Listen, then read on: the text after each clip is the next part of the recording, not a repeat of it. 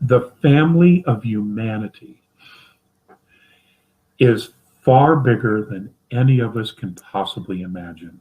And it expands beyond dimensions. And I know for a lot of people that's hard to get, because you're so used to this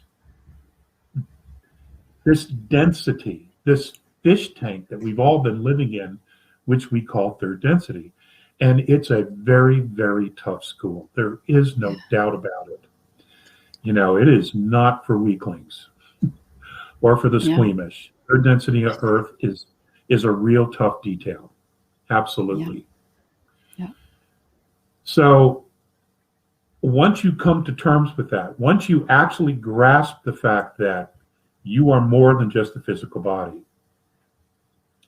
you can begin the process of expanding your field and reaching out with your intention, with your heart, with your emotions to that which you do not see.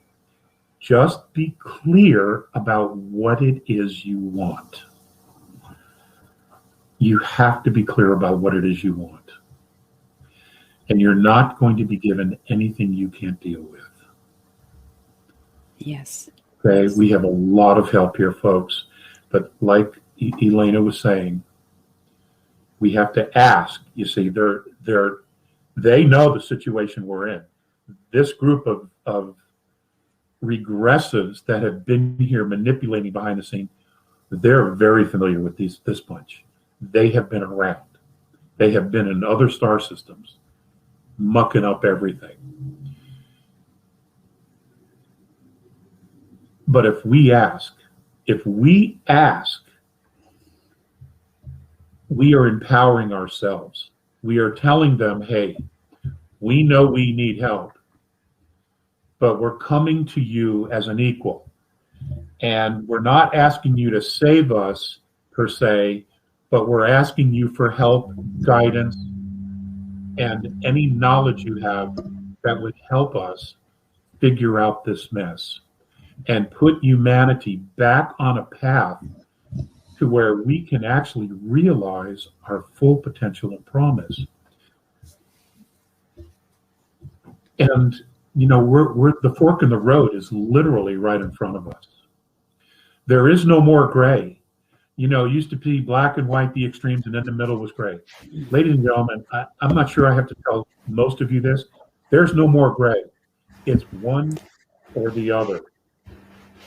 And that's by design. It's designed by the frequency. It's designed by the universe, by the frequencies coming from the suns, the central stars, from other dimensions, the Schumann resonance. All of those things are key in showing us that there is a genuine physical component to this movement of spirit. Because they're actually one and the same. I mean, it all starts in spirit, and then it comes down into the physical. So if we can embrace the idea that, okay, what I want is already here, and you keep calling it, you keep seeing it, you will pull it to you. And I know this is not new knowledge. This knowledge has been around forever. It's just that the powers that be have done their best to make sure that humanity remain disempowered and that only they, the powers that be, would have the answers and the information. And I've got news for you. They don't know shit. They really don't. They have screwed this up so bad that that's why all this other help has had to come in here, because they've mucked it up completely. So that is something important, because as you were saying to me, they know the future. They know how it's going to be, but how it is going to be, it depends on what we are doing now. Yeah. What we are doing now. If we keep on doing our awakening as good soldiers, that's going to happen. It's just if suddenly we decide to step back and say, finally, I decide to have to be scared and be, you know, and oh, I'll stay like this, and finally no. But that's not gonna happen.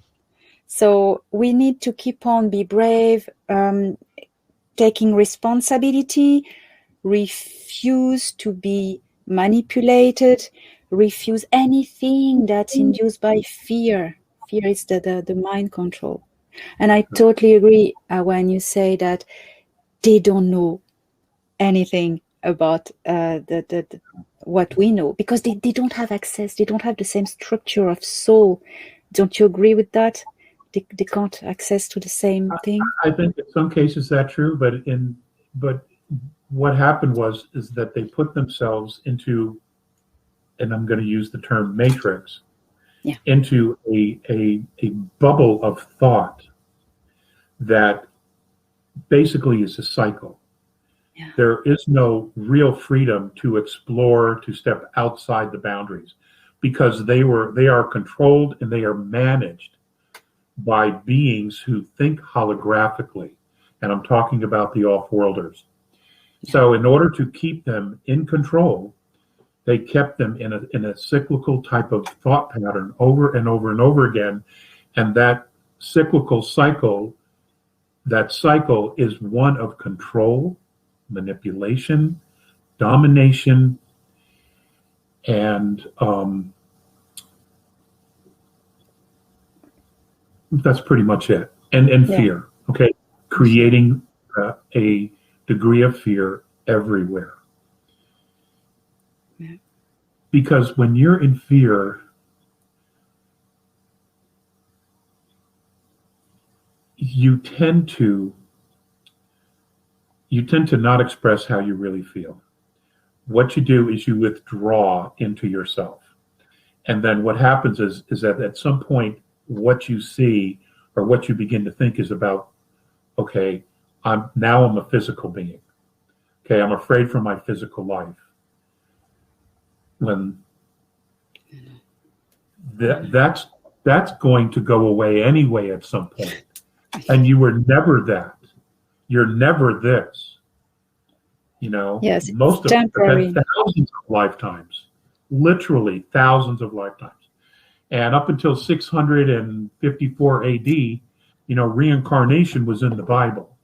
The Vatican took it out because I think it was Pope Gregory, he took it out because he couldn't get anyone to be serious enough about hell and being sinners, because everybody realized or had this belief system that they knew to be true within themselves that, well, you know, if I don't get it right this time, I will come back and I'll have another lifetime and I can do better.